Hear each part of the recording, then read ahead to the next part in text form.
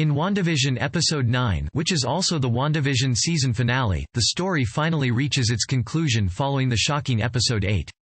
I'll be discussing heavy spoilers from WandaVision Episode 9, so if you haven't seen them or want to avoid spoilers, now's your chance to stop watching. There's an entire chapter devoted to Wanda in the Darkhold, and it's confirmed that Wanda is stronger than Doctor Strange. Can you believe that? Remember the Darkhold? It was last seen in WandaVision Episode 7 in the basement of Wanda's house. In WandaVision Episode 9, Agatha reveals that there's an entire chapter devoted to Wanda, or the Scarlet Witch, in the Darkhold, which means that she's a magical force to be reckoned with. Agatha also confirms that the Scarlet Witch is more powerful than the Sorcerer Supreme aka Doctor Strange, like we already mentioned. We also see her wielding the Darkhold, with a page depicting the Scarlet Witch. By the way, fake Pietro is really just a normal human named Ralph Bohner in the Marvel Cinematic Universe.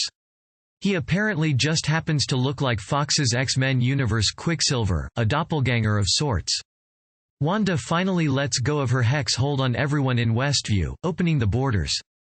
Also, Monica uses her powers to defend Billy and Tommy from Hayward's shot. She uses her electromagnetic spectrum powers to absorb the kinetic energy of the bullets shot by Hayward. In case you forgot, White Vision is actually made from the original Vision's body. Fake Vision, the one we've been seeing in WandaVision, has been a hex construct. The fake Vision restores the memories of the White Vision, which essentially makes him a reborn Vision, in other words, the true Vision revived. After defeating Agatha by reabsorbing her powers from the evil witch, she obtains a new Scarlet Witch costume that's most comics accurate yet. Wanda finally traps Agatha in her nosy neighbor role as Agnes in Westview, but she remains alive. There are 2 post-credits scenes in WandaVision Episode 9, so don't skip it too fast. In the first post-credits scene, Sword director Hayward gets apprehended by the FBI, and Nick Fury, the Skrull impersonating Nick Fury in 2019's Spider-Man Far From Home was Talos, sends a female Skrull to tell Monica that he wants to meet her. When Monica asks where, she simply points up, indicating that we might finally get to the real Sword headquarters, an orbital space station known as the Peak. This might lead into the events of Captain Marvel 2 or even the upcoming Disney Plus series Secret Invasion. At this point, it could be either or whichever comes first. The second post-credits scene is even more fascinating. We see Wanda somewhere in a remote location near the mountains.